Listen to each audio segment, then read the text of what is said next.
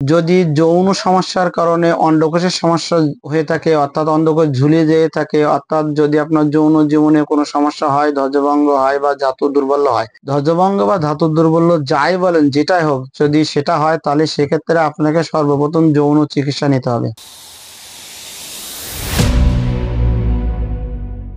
আসসালামু আলাইকুম ওয়া রাহমাতুল্লাহ। আমি প্রভাষক ডাক্তার মোহাম্মদ আকরাম হোসেন। আফিয়া হোম স্টাডি সেন্টারের পক্ষ থেকে আপনাদেরকে জানাই আন্তরিক সালাম ও শুভেচ্ছা। কেমন আছেন সবাই? আশা করি ভালো আছেন। আপনাদের ভালো থাকা ও সুস্থ থাকা কামনা করে শুরু করছি আজকের আলোচ্য বিষয়। আজকের আলোচ্য বিষয় অন্ডকোষ ঝুলে যাওয়া। এটি পুরুষের একটি মারাত্মক সমস্যা।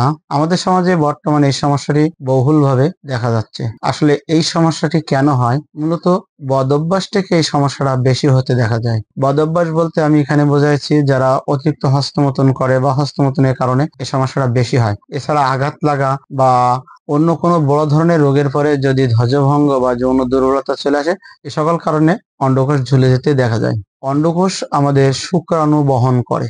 কখনো কখনো দেখা যায় অন্ডকোষ ঝুলে যাওয়ার আরেকটি কারণ পরিলক্ষিত হয়, সেটি হচ্ছে যদি অতিরিক্ত তাপ বা গরম লাগে, সেক্ষেত্রে আপনার অন্ডকোষ ঝুলে যায়। অন্ডকোষ মূলত আমাদের শুক্রাণুকে সঠিক তাপমাত্রায় বহন করে বা নিয়ন্ত্রণ করে। তাই অন্ডকোষে যাতে অতিরিক্ত তাপ না লাগে, চাপ না লাগে, আঘাত না লাগে, সেদিকে আমাদের সযত্নবান হতে হবে। আমাদেরকে একটা বিষয় খুব ভালোভাবে স্মরণ রাখতে হবে যে যেহেতু অন্ডকোষ আমাদের শুক্রাণু বহন করে বা শুক্রাণু সংরক্ষণ করে, সেহেতু অন্ডকোষের প্রতি আমাদের সঠিক সযত্নবান হতে হবে। তাই আমি বলবো যে অন্ডকোষের প্রতি আপনারা সযত্নবান হন, যাতে আপনার অন্ডকোষটি সুরক্ষিত থাকে। এই অন্ডকোষটি সুরক্ষিত রাখার জন্য আপনাকে সর্বপ্রথম যে দিকে খেয়াল রাখতে হবে সেটি হচ্ছে সঠিক তাপমাত্রা বজায় রাখা। আসলে অন্ডকোষে যাতে অতিরিক্ত তাপ না লাগে, অর্থাৎ আপনি যদি কোনো আন্ডারওয়্যার বা এই জাতীয় কোনো কাপড় পরেন, তাহলে তা থেকে যাতে অতিরিক্ত তাপ না লাগে, গরম না হয়, সেদিকে আমাদের খেয়াল রাখতে হবে।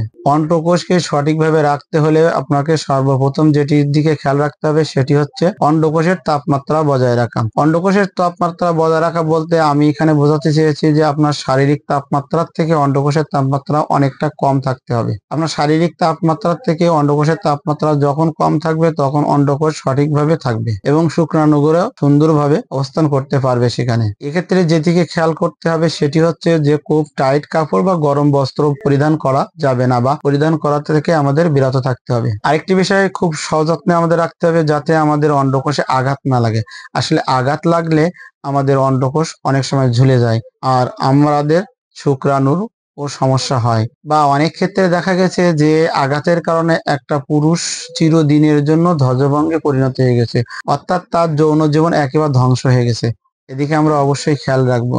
পরিষ্কার পরিচ্ছন্ন থাকতে হবে এবং অন্ডকোষকে পরিষ্কার পরিচ্ছন্ন রাখতে হবে, যাতে করে সংক্রামক প্রতিরোধ করা যায় বা প্রতিরোধ থাকে। একটি জিনিস অবশ্যই আমরা স্মরণ রাখবো যে পরিষ্কার পরিচ্ছন্নতা আপনার অন্ডকোষকে সংক্রমণ ব্যাধি থেকে প্রতিরোধ করতে সাহায্য করবে। তাই আমরা সর্বসময় পরিষ্কার পরিচ্ছন্ন থাকবো।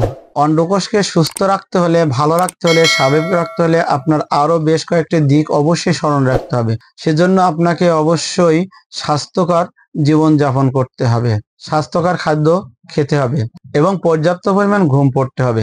সাথে একটি কথা অবশ্যই স্মরণ রাখবেন যে আপনাকে নিয়মিত ব্যায়াম করতে হবে এবং যারা মদ্যপান বা ধূমপান করেন তাদেরকে মদ্যপান এবং ধূমপান থেকে বিরত থাকতে হবে এবং এই ধূমপান বা মদ্যপান আপনাকে অবশ্যই পরিহার করতে হবে, কারণ ধূমপান শুক্রাণুর অনেক বড় ক্ষতি করে। ধূমপান বা মদ্যপান শুক্রাণুকে খারাপ করতে, শুক্রাণুর গুণগত মানকে খারাপ করার জন্য সব থেকে বেশি ভূমিকা পালন করে।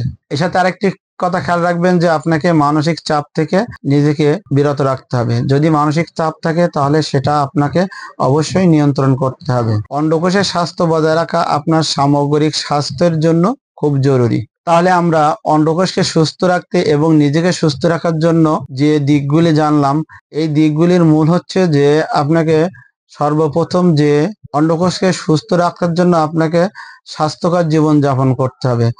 অর্থাৎ আপনাকে স্বাস্থ্যকর বলতে সমস্ত খাওয়া দাওয়া থেকে শুরু করে পান, আহার যাই বলেন সবকিছুই আপনার স্বাস্থ্যকর হতে হবে এবং পর্যাপ্ত পরিমাণ পানি পান করতে হবে, যাতে করে ড্রাই হাইড্রেট না হয়। এখানে একটি কথা আপনারা অবশ্যই স্মরণ রাখবেন যে যদি যৌন সমস্যার কারণে অন্ডকোষের সমস্যা হয়ে থাকে, অর্থাৎ অন্ডকোষ ঝুলে যেয়ে থাকে, অর্থাৎ যদি আপনার যৌন জীবনে কোনো সমস্যা হয়, ধ্বজভঙ্গ হয় বা ধাতু দুর্বল্য হয়, ধ্বজভঙ্গ বা ধাতু দুর্বল্য যাই বলেন, যেটাই হোক, যদি সেটা হয় তাহলে সেক্ষেত্রে আপনাকে সর্বপ্রথম যৌন চিকিৎসা নিতে হবে। আর যৌন চিকিৎসা নিয়ে আপনাকে যৌন জীবনকে সুস্থ করতে হবে। আর যৌন জীবন সুস্থ হলে আপনার অন্ডকোষও স্বাভাবিক আকার ধারণ করবে। এ কথাটা অবশ্যই আপনাকে মনে রাখতে হবে। আসলে একটি কথা আপনাদেরকে মনে রাখতে হবে, যদি অন্ডকোষ হালকা ঝুলে যায় বা স্বাভাবিক ঝুলে যায় সেক্ষেত্রে এটি কোনো রোগ নয় বা আপনি এটিকে কোনো বড় ধরনের রোগ মনে করবেন না। আমার ভিডিওতে বলা ঔষধ সেবন করলে আপনি অবশ্যই এই অন্ডকোষ ঝুলে যাওয়া থেকে মুক্তি পাবেন ইনশাল্লাহ। তাহলে আপনার অন্ডকোষ যদি ঝুলে যেয়ে থাকে সেক্ষেত্রে আপনি অনেক চিন্তিত, এজন্য আপনার জন্য চিকিৎসা অবশ্যই বাধ্যতামূলক। আমি এখন আপনাদের অন্ডকোষ ঝুলে যাওয়ার চিকিৎসা সম্পর্কে বলবো।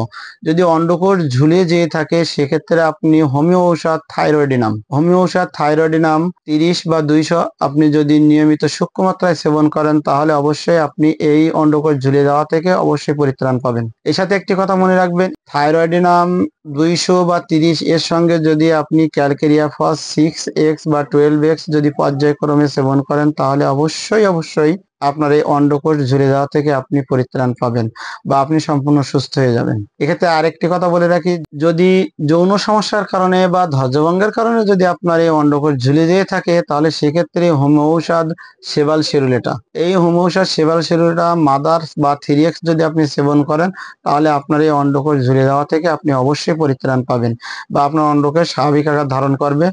আরেকটি কথা বলে রাখি, যদি শুক্র কিডের কোনো সমস্যা হয় সেক্ষেত্রে আপনার এই সেবাল সেরোটা এই শুক্রকিডকে স্বাভাবিক করতে আপনার জন্য একটি অতুলনীয় ভূমিকা পালন করবে। যাদের এই সমস্যা হয়েছে তাদের জীবনে একটি নতুন অধ্যায় সৃষ্টি করবে, তাদের এই সমস্যাকে অবশ্যই সমাধান করবে ইনশাল্লাহ। এবং এই চ্যানেলটিকে আপনারা অবশ্যই সাবস্ক্রাইব করবেন এবং পাশে থাকা বেল আইকনটি অন করে দিবেন। আর এই ভিডিওটি শেয়ার করুন, লাইক করুন, কমেন্ট করুন। আপনি উপকৃত হন এবং আপনার আত্মীয় স্বজন পরিজনদেরকে উপকৃত হতে সহায়তা করুন। সবাই সুস্থ থাকুন, ভালো থাকুন। আপনাদের ভালো থাকা ও সুস্থ থাকা কামনা করে আজকের মধ্যে এখানে রাখছি। আসসালামু আলাইকুম ওয়া রাহমাতুল্লাহ।